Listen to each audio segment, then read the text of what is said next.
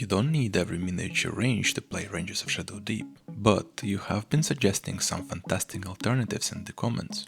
So, today we are looking at your community-picked monster and ranger minis that didn't make into the first two videos, and how they can slot straight into your campaign. Let's start with the undead. First, ghouls from Last Sword Forge. These are a good choice if you are looking for something a little nastier than the most basic ghouls. They feel heavier, more deliberate, some clad in scraps of armor, others still clutching proper hand weapons.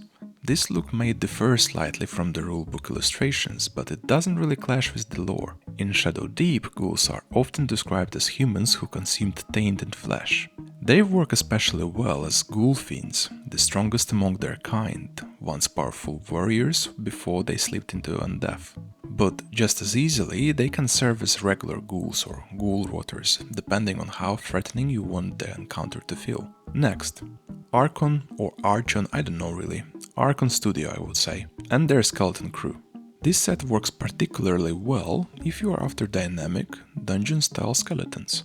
They are more animated than classic rank-and-file troops. The sculpts feel a little heavier, carved in metal, making them a natural fit for skeletal knights, and the inclusion of crossbows means you can also fill skeletal archers without needing a separate kit.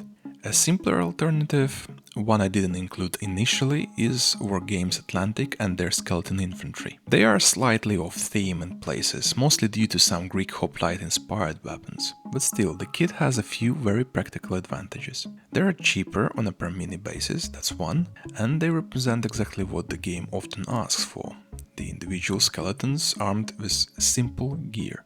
In Rangers of Shadow Deep, this can comfortably stand in for basic skeletons, including skeletal archers. Shadow Deep, of course, isn't only haunted by the dead. It's full of things that skitter, crawl, hunt in the dark. And a few of you pointed out some very solid alternatives here as well. From Reaper miniatures, we've got a few options. First, there are some giant spiders. These make excellent stand-ins for spiders in early missions. Next, Reaper Giant Rats.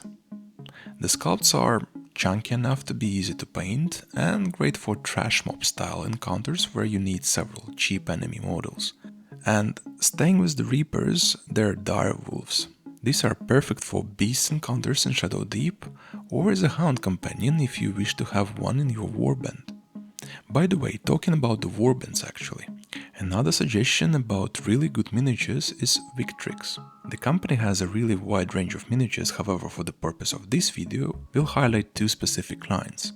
First is Victrix Crusaders. These are a brilliant option for your ranger and companions if you like a grounded mid to late medieval look. You can build armored rangers in heavier gear and a typical Eldorian army recruits as your companions. Because they are historically styled, they work really well for a more realistic, low magic take on Rangers of Shadow Deep, and they will still sit nicely next to fantasy monsters. Another one, the Viking Age range, provides a slightly different feel to your potential warband, more of a brutal pagan power I would say.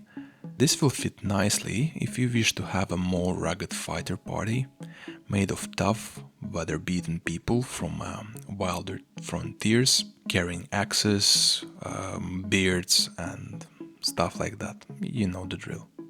So I really like these picks and I don't know really why I missed them out in the first place. A genuine thank you to everyone who shared their suggestions in the comments.